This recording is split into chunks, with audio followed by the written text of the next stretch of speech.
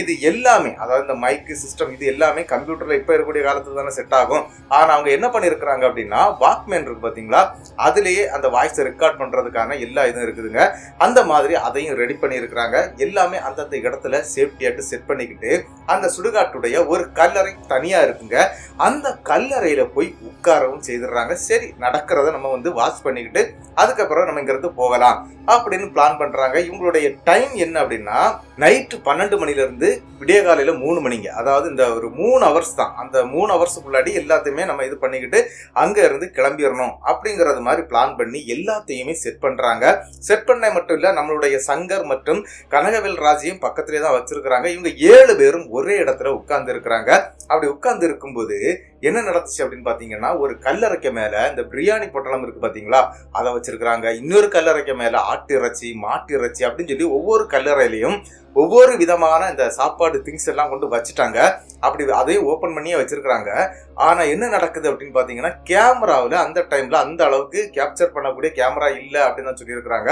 ஆனா இவங்க வச்சிருக்கக்கூடிய அந்த லைட் வெளிச்சம் மூலமாக அந்த கேமராவில பதிவாகுங்க. ஆனா அந்த இடத்துல பன்றிக்கறி காணாமல் போயிருக்குங்க. அதே மாதிரி மாட்டு இறைச்சியும் காணாமல் போயிருக்குது, ஆட்டு இறைச்சியும் காணாமல் போயிருக்குது. அந்த பிரியாணி இருக்கு பாத்தீங்களா, அதுக்கு முன்னாடி ஏதோ ஒரு கரு உருவம் இருந்து அந்த பிரியாணியை சாப்பிட்டுக்கிட்டு இருக்கிறது மாதிரி இவங்க கண்ணுக்கு தோணுதுங்க. இவங்க கையில உயிரோட ஒரு சேவக்கோழி வச்சிருக்காங்க. அந்த சாவக்கோழியை என்ன பண்றாங்க அப்படின்னா, சரி இதையும் விட்டு பார்ப்போம், இதை பிடிச்சி தின்னுதான் பார்ப்போம் அப்படின்னு சொல்லி விட்டுறாங்க. ஆனா அந்த கோழியை விட்ட ஸ்பீடுக்கு அது அங்கிருந்து அடிச்சு பிறண்டு ஓடிடுதுங்க. அந்த கோழி மட்டும் அந்த இடத்துல மாட்டவே இல்லை, அப்படியே ஓடிடுதுங்க. என்ன செய்யறதுன்னு தெரியல. இது உண்மைதானா அப்படிங்கறத நம்பவும் முடியல, நம்பாம இருக்கவும் முடியலங்கிற ஒரு கண்டிஷன். ஆனா என்ன அப்படின்னா, இதை பதிவு பண்ணணும். எந்த சத்தமும் அந்த மைக்கு விளையாட்டு அந்த வாக்கு மேனுக்கு உள்ளாடி வரவே இல்லைங்க.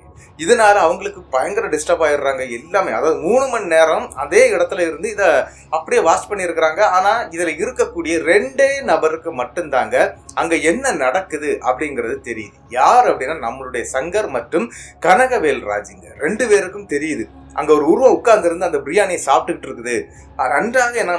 நன்றாகவே நமக்கு தெரியுது. ஆனா இந்த 5 பசங்களுக்கும் அப்படி எதுவுமே தெரியலங்க. ஆனா அங்க பிரியாணியை ஏதோ நாய் இழுத்துட்டு போனது மாதிரி அவங்க பாக்குறாங்க.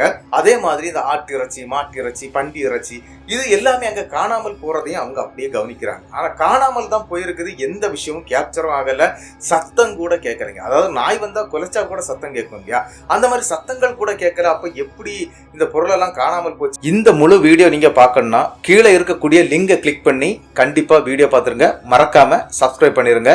நன்றி.